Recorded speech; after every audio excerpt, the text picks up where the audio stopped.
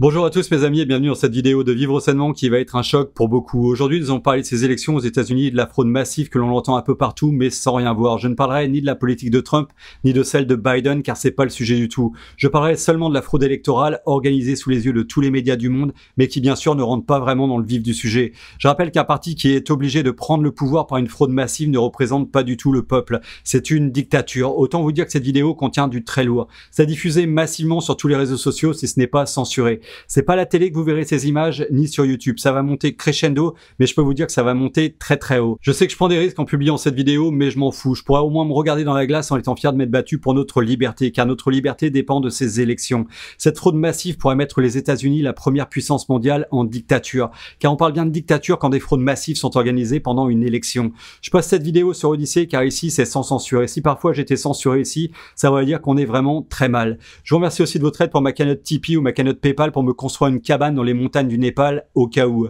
Allez, on commence tout de suite et comme je vous disais, ça va monter crescendo. Vous voulez voir le pire, vous allez vraiment le voir. C'est parti avec ce que disait déjà Trump pendant le débat électoral avec Biden. I'm urging my supporters to go into the polls and watch very carefully because that's what has to happen. I am urging them to do it. I hope it's going to be a fair election. If it's a fair election, I am 100% on board. But if I see tens of thousands of ballots being manipulated, I can't go along with that. It's going to be a very interesting evening. And I wonder what happens during that period of delay with the ballots. I wonder what happens. Are they going to mysteriously find more ballots, Mr. Congressman? Are they going to find more ballots? Can you imagine what happened? Can you imagine? Just be very careful, be vigilant and watch and report whatever you see. Voilà, donc il avait déjà prévenu que la fraude électorale serait massive et écoutez bien comment nos médias essayent de le cacher. Vous allez voir, c'est toujours avec les mêmes arguments. Est-ce qu'on peut considérer que c'est une intimidation ? C'est parfaitement une intimidation et c'est un mensonge d'État. Il n'y a pas de fraude électorale aux États-Unis, mais il y a un discours sur la fraude électorale. Fraude électorale, c'est l'élément de langage de ces suprémacistes blancs au pouvoir qui venaient du Sud, dont je parlais tout à l'heure, qui depuis l'élection de 2000, c'est-à-dire depuis le moment où il y a à la fois une contestation de la question du vote populaire et en même temps une réalité inéluctable qui est que les Noirs et les Hispaniques prennent la parole, deviennent des citoyens pour lutter contre ce balancement démographique et le fait qu'enfin il y a une parité raciale pour la question de l'accès à la citoyenneté, on a inventé depuis 2000, depuis la contestation de la Floride, cette idée qu'il y aurait des fraudes, c'est-à-dire que des hispaniques et des noirs voteraient 2 fois, 4 fois, 5 fois, 6 fois. Et ce que dit Trump là, ça n'est rien d'autre que l'éternel catéchisme de vous, bon peuple blanc, légitime et patriote, on va vous voler votre élection. Par conséquent, si je ne suis pas élu, c'est qu'il y a une fraude, c'est donc que les immigrés et les Noirs conspirent à vous prendre votre beau pays. Je rappelle juste à cette dame que la communauté afro-américaine et latino ont voté massivement pour Trump et c'est la grande désillusion du parti de Biden qui espérait les avoir dans sa poche. Et écoutez comment Biden avait déjà annoncé sa fraude. Secondly, we're in a situation where we have put together, and you guys did it for our the President Obama's administration before this. We have put together, I think, the most extensive and inclusive voter fraud organization in the history of American politics. Voilà, donc le message est très clair de la part de Biden. Ils ont organisé la plus grande fraude électorale de l'histoire. Alors écoutons Trump, savoir ce qu'il en pense dans ce discours qui est d'hier. C'était une grande soirée pour nous. Regardez tous ces États qu'on a remportés ce soir et regardez les marges avec lesquelles on les a remportés. C'est pas une question d'une douzaine de voix avec 60% des voix qui restent à compter. On a remporté des États. Et tout à coup, on nous explique que l'élection, elle est reportée. Les analystes disent parce que, vous savez quoi, ils savaient qu'ils ne pouvaient pas gagner. Donc ils ont dit, on va aller au tribunal. Et je l'avais prévu. Je l'ai prévu depuis le jour où on m'a dit qu'on allait envoyer des centaines de millions de bulletins de vote par la poste. Je savais que, gagnant ou non, ça allait passer par les tribunaux. Et oui, qu'on aime ou qu'on n'aime pas Trump, le peuple américain le suivait par dizaines de milliers à chacun de ses meetings pendant qu'Obama et Biden remplissaient des parkings avec une vingtaine de voitures sur des parkings de supermarchés. Vraiment. On a gagné en Caroline du Nord. On a 76 000 voix d'avance avec presque aucune voix qui reste à compter et tout à coup, tout s'arrête. C'est de la fraude avec comme victime le peuple américain. C'est une honte pour ce pays. On se préparait à gagner cette élection. Et honnêtement, on a gagné cette élection. Alors vous allez me dire, oui, c'est des mots, juste des mots, et moi je vous réponds, vous inquiétez pas, va y avoir des preuves, vous allez voir, c'est du costaud. Mais que va faire Trump maintenant? Notre objectif aujourd'hui sera pour le bien de ce pays de garantir l'intégrité de nos élections. C'est de la fraude contre notre nation. Nous souhaitons que la loi soit appliquée correctement. Donc, nous irons à la Cour suprême des États-Unis. Nous souhaitons que les votes soient arrêtés. On ne veut pas qu'ils retrouvent des bulletins de vote à 4 heures du matin. C'est un moment très triste pour moi. C'est un moment très triste. Nous allons gagner et en ce qui me concerne, on a déjà gagné. Et là, vous vous dites, mais pourquoi il dit ça? Des bulletins retrouvés à 4 heures du matin? Alors, regardez, on est dans le Michigan où Trump avait une avance très confortable. Le dépouillement était presque terminé et soudainement, à 4 heures du matin, 140 000 bulletins furent retrouvés et devinez quoi? C'était du 100% des bulletins pour Biden et en quantité suffisante pour qu'il passe devant Trump et qu'il gagne le Michigan. Il n'y avait pas un seul bulletin pour Trump ou les autres candidats. Et regardez ce qui s'est passé dans le Wisconsin. Bah, exactement la même chose. Le dépouillement était presque terminé, Trump en tête et pareil dans la nuit, soudainement, ils ont retrouvé plus de 100 000 bulletins 100% Biden. Encore une fois, pas un seul bulletin pour Trump ou un autre candidat et juste assez pour que Biden passe devant et remporte l'État du Wisconsin. Alors écoutons l'avocat de Trump en France. Il faut regarder en face qu'est-ce qui s'est passé. Il y avait 2 lois différentes qui ont été prévues par rapport au comptage des voix. Il y avait la loi en Pennsylvanie qui a prévu clairement, expressément que les comptages des voix auraient pu commencer dès le lendemain pendant 3 jours. Et ça a été approuvé par la Cour suprême d'État de Pennsylvanie. Et les autres États, ils ont commencé à compter les bulletins de vote par correspondant déjà avant. Et il n'y avait aucune loi qui avait prévu la prolongation et l'arrêt de ces comptages parce que quand on met en place une prolongation, il faut mettre en place la protection des boîtes dans laquelle on met ces bulletins de vote pour éviter la fraude. Aujourd'hui, on a des boîtes dispensées sur l'ensemble du territoire dans un État qui ne sont pas protégées et toute personne peut mettre un bulletin de vote supplémentaire dedans et ça crée une situation de fraude qui peut exister. Et c'est ça qui peut créer une irrégularité. Et pourquoi M. Trump a dit qu'il y a la procédure est viciée? Non, c'est un problème parce que aujourd'hui, il y a une question qu'on va dans les Michigan, tout d'un coup, dans les comptages des voix, on se trouve 200 000 nouvelles voix d'un coup pour M. Biden qui apparaissent. Non, qui d'un coup, ils apparaissent en 1 minute. Donc c'est à la Cour suprême finalement ça viendra de trancher si jamais on ne s'en sort pas et que ça sera à la Cour suprême de trancher dans cette affaire-là.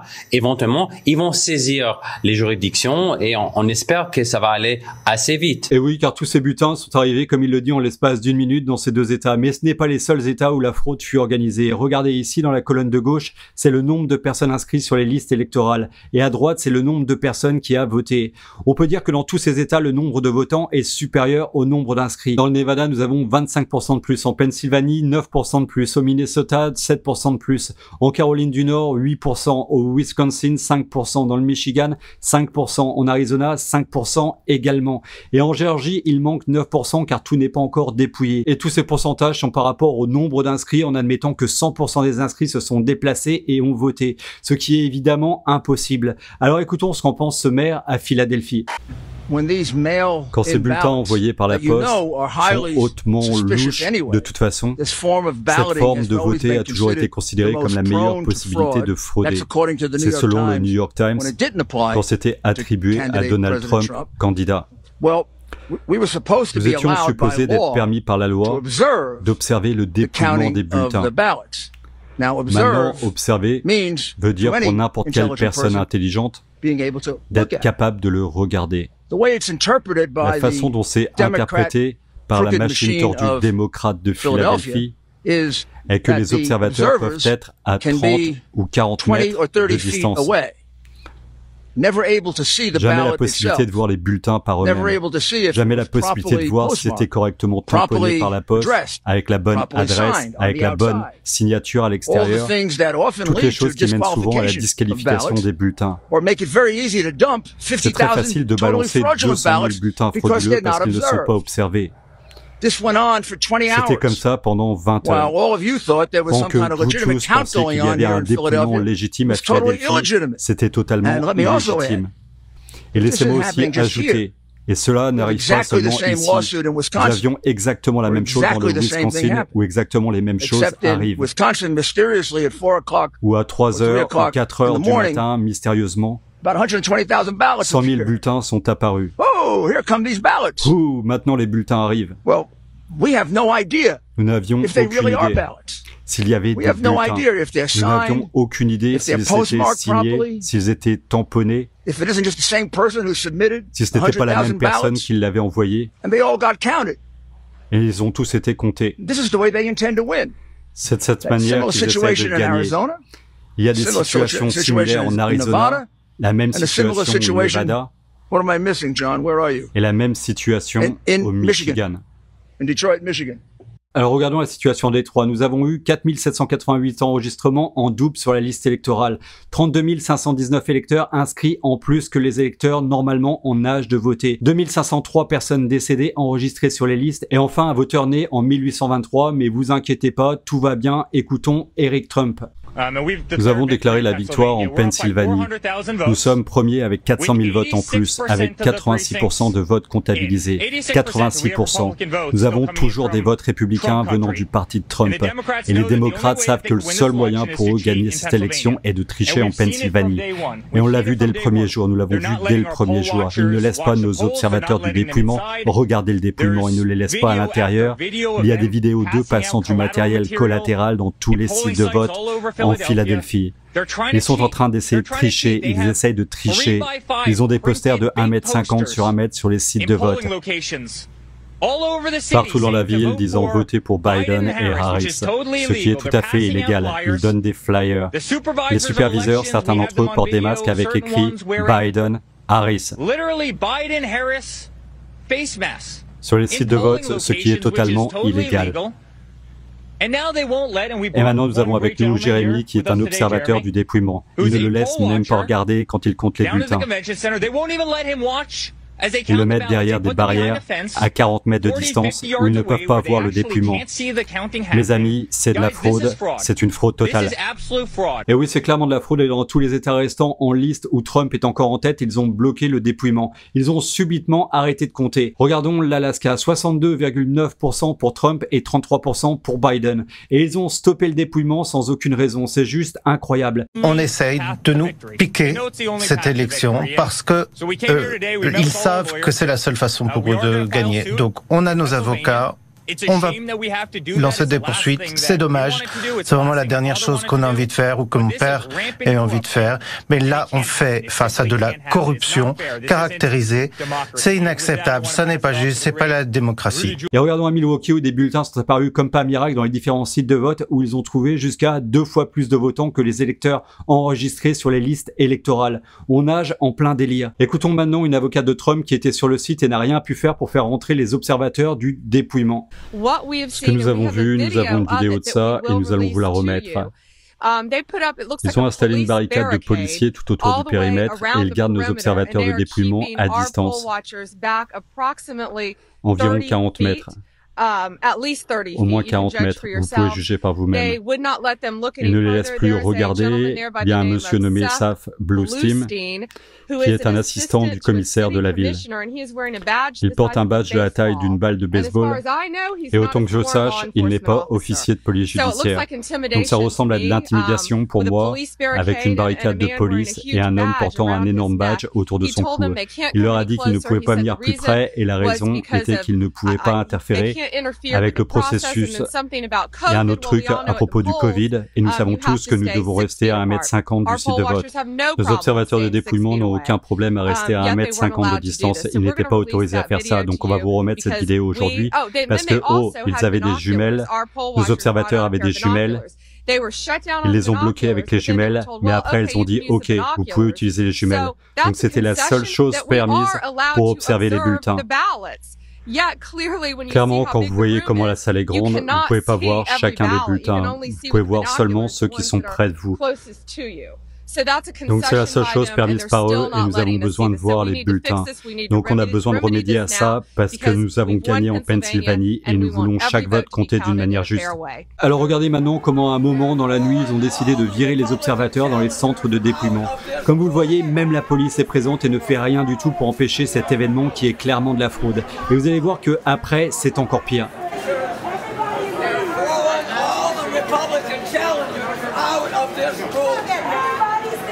Ces messieurs, l'homme qui a été volontaire 2 jours de son temps à une tâche civique et a été obstrué d'une manière horrible par la machine tordue démocrate de Philadelphie qui a été ici depuis trop longtemps. C'est une honte. Merci, Monsieur le maire. Jeremy Mercer et moi, j'étais au site de vote, ouvert de 7h à minuit, de retour ce matin avant 8h jusqu'à 14h30. Et comme ça a été décrit très bien,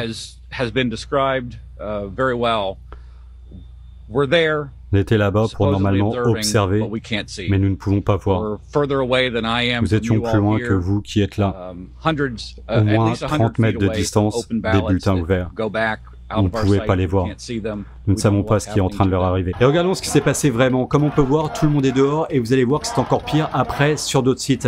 Je vous avais dit que ça allait monter crescendo et écoutons un pro-Trump le lendemain. La famille Biden criminelle vole cette élection. La famille Biden criminelle vole cette élection. Les médias sont en train de les dissimuler.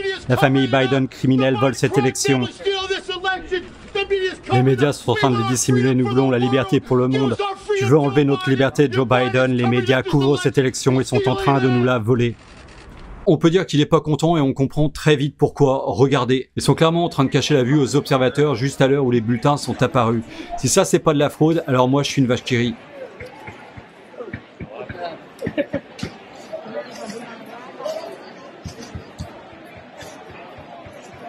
Et regardons encore un autre exemple de fraude filmée en direct. Autour, il regarde autour, est-ce que quelqu'un me regarde? Et il prend son stylo qui ne devrait pas être là du tout et marque quelque chose sur le bulletin. Il a pu changer le vote de quelqu'un, il a pu écrire sur un bulletin vide. C'est une fraude de voteur, mes amis, et c'est un crime. Ce que je trouve suspicieux, à part que personne d'autre n'utilise un stylo, il est le seul à utiliser un stylo. Il regarde autour avant de le faire, et le top dans tout ça, c'est que quand il repère le caméraman, il remet son stylo à distance comme s'il essayait de cacher la fraude de voteur juste exposée. On nage en plein délire, et écoutez ça encore. Donc expliquez encore une fois. Il y avait un homme en face de nous qui nous disait d'utiliser un feutre qui a été donné par plusieurs travailleurs du site de vote, et du coup il ne comptait plus les bulletins. Ok, et il les mettait de côté. J'ai utilisé un stylo de façon à éviter ça et ils ont accepté mon bulletin. Donc ils disent aux personnes d'utiliser un feutre, comme ça leurs votes ne sont pas comptés. Oui, c'est exactement ce qui est en train d'arriver. Oui. Voilà, donc clairement ils disqualifiaient les bulletins et écoutez encore, je vous le dis, c'est de pire en pire. C'est le commissaire des élections de New York qui s'exprime, Alan Shulkin. Pensez qu'il devrait y avoir une carte de voteur à New York? Les voteurs, oui, ils devraient demander pour des cartes de voteurs. Je pense qu'il y a beaucoup de fraude de voteurs. Comme je disais, beaucoup de personnes ne réalisent pas que dans certains quartiers en particulier, ils transportent les gens en bus pour aller voter. Ils font quoi? Ils les transportent en bus un peu partout. Ils les mettent dans un bus et ils les déplacent d'un site de vote à un autre site de vote. Donc en fait, les bus de pro-Biden allaient voter sur plusieurs sites de vote. Car, regardez ici, dans certains États, aucune pièce d'identité n'est demandée. C'est dans tous les États en gris. Ici, c'est seulement dans les États en rouge qu'une pièce d'identité valide avec une photo est nécessaire. Donc en gros, tu peux aller voter dans plein de sites et c'est ce que Biden a fait apparemment avec ses bus de supporters. That Georgia requires in order to win the election outright. We also knew that Democrats had coalesced around Raphael Warnock, but we did not know what the second candidate would be because the Republican candidates were divided. In fact, there was a bitter fight going on between Kelly Loeffler and Doug Collins. Et regardez bien ici, les gens qui dépouillent ouvrent les bulletins et les jettent carrément à la poubelle. Je vous dis, c'est du lourd. Alors écoutons un témoignage. Dites où vous travaillez. Je travaille dans le bureau de poste de la ville de Traverse, plus précisément dans la branche Barlow. Votre patron vous a dit, vous et vos collègues, quelque chose de choquant ce matin. Qu'est-ce que c'était? On nous a émis une directive ce matin de collecter tous les bulletins que nous trouvions dans les boîtes à lettres, les boîtes de collection de bulletins, juste le courrier sortant en général, de les séparer en fin de journée pour qu'ils puissent les tamponner à la main avec la date du jour précédent. Aujourd'hui, c'est le 4 novembre pour clarifier. Qui est votre patron? Quel est son poste? Jonathan est notre superviseur. À partir de maintenant, il est le superviseur d'ouverture des bulletins pour le bureau de poste de la branche Barlow. Ceci apparaît comme une tentative de contourner la loi du Michigan et de permettre les votes en retard, n'est-ce pas? Et vous disiez qu'il y avait un panier où les porteurs de bulletins de vote étaient supposés laisser les bulletins. Où sont les bulletins maintenant? Ils les mettaient dans des sacs express pour les envoyer au centre de distribution. Concernant le panier, il y avait un panier standard où les bulletins de vote étaient supposés aller, et il y avait une benne où ils étaient supposés mettre tous les bulletins collectés aujourd'hui. Qu'est-ce qui te pousse à parler? C'est louche. Je n'aime pas les choses louches. Ça sent la corruption. Aussi, connaissant les penchants du bureau de poste au niveau politique, ça ne me semblait pas être normal. Quel est votre message à d'autres employés de bureau de poste qui voient des choses comme ça? Comment sommes-nous supposés avoir de l'intégrité dans notre pays si nous laissons faire des choses comme ça d'une telle ampleur? Nous allons joindre Jonathan Clark pour avoir des commentaires. Bonjour, c'est Jonathan. Oui, je suis un journaliste de Project Veritas, je suis James O'Keefe, et j'ai des informations que vous, messieurs, avez tamponné des bulletins avec la date du jour précédent, le 3 novembre. Il a juste raccroché. Voilà donc des votes par correspondance totalement truqués et un autre témoignage d'une femme faisant le dépouillement. Et qu'avez-vous vu? J'ai vu des bulletins qui pouvaient appartenir à n'importe qui. Ils ne sont pas inscrits dans le livre d'enregistrement, ils ont des faux noms inscrits dessus. Et que font-ils avec ces bulletins? Je les défie car je suis supposé les mettre dans une boîte pour faire évaluer, mais après de nombreux bulletins. Donc ils sont remplis de manière incorrecte et vous cherchez à les disqualifier? Oui, ils sont remplis de manière incorrecte. Ils n'ont aucun nom, ils n'ont pas d'adresse. Il y avait aussi une personne née en 1921, mais enregistrée à voter en 1900. Ça n'a plus aucun sens. Et regardez ici, dans un autre site, comment ils ont bloqué encore la vue avec des cartons.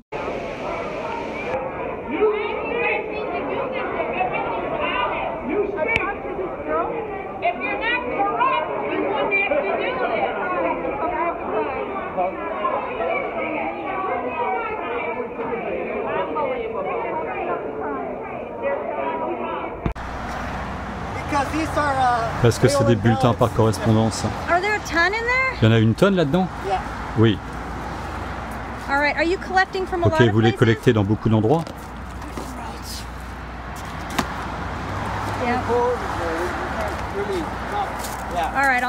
Ok, je vais documenter tout ça. Merci, messieurs. Êtes-vous des officiels de l'élection?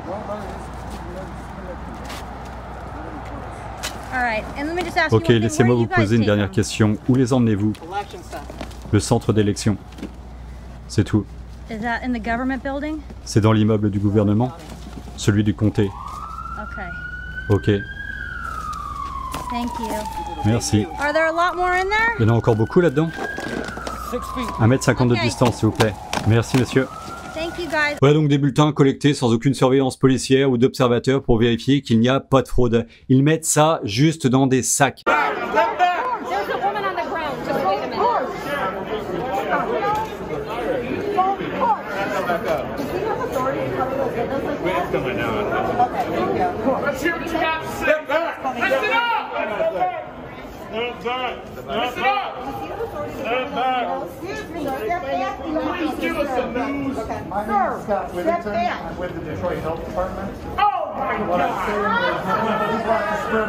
Okay, why isn't he wearing a mask right there then? If the guy is covering the windows, he's not wearing a mask. Et regardez maintenant comment la police obstrue la vue à ces observateurs qui veulent juste voir ce qui se passe à l'intérieur. Et ils prétextent que c'est pour des raisons Covid, alors qu'une des personnes présentes montre que des personnes à l'intérieur n'ont pas de masque, mais tout va bien. Donc j'ai le Baxter, monsieur Baxter, je me rappelle plus. Je suis allé voir le responsable parce que j'avais des bulletins douteux parce qu'ils n'étaient pas inscrits dans la liste. Donc j'ai juste traité un sac de 500 personnes qui ne sont pas enregistrées, elles ne sont pas sur la liste supplémentaire. Étiez-vous à l'intérieur? Oui, j'y suis depuis ce matin, toute la journée et je viens juste d'en sortir. Allez, un autre témoignage pour la route avec leur combine pour empêcher les GOP, en gros les observateurs des différents partis, de rentrer pour surveiller le dépouillement. Parce qu'ils ont signé ce matin en rentrant mais pas en sortant. Ils n'ont pas assez de personnes GOP à l'intérieur, mais ils ne veulent pas nous faire rentrer. Je me suis assis pendant 2 heures, 1h30, mais même avec un avocat, ça ne changeait rien, ça n'a absolument pas de sens. Ils mettent des planches sur les vitres pour que vous ne puissiez pas voir ce qui se passe à l'intérieur. Quand les gens commençaient à filmer, c'était un énorme cauchemar. On est supposé avoir 5 personnes à l'intérieur, mais il y en a peut-être 3. Donc quand les gens prennent des photos, ils prennent un gros carton pour cacher ce qui se passe à l'intérieur. C'est du n'importe quoi. Le plus important, c'est qu'ils ne nous disent pas combien de personnes GOP sont à l'intérieur. Ils disent qu'il y a trop de gens rentrés qui vont signer, mais personne ne nous dit de signer en sortant. Et on termine avec Raïm Kassam, le rédacteur en chef de The National Pulse, un grand journal d'investigation, s'exprimer. Un vol, c'est à des kilomètres de mon estimation. C'est la plus grande fraude électorale commise sur la population des États-Unis. Vous devez l'appeler une fraude. C'est une fraude massive. Et ils ont opéré cette base. Maintenant, le marathon que vous pouvez faire en arrière-plan, vous pouvez continuer. Maintenant, nous avons des avocats. Voilà, je pense que le message est évident. La fraude est claire, nette et précise. Elle est irréfutable.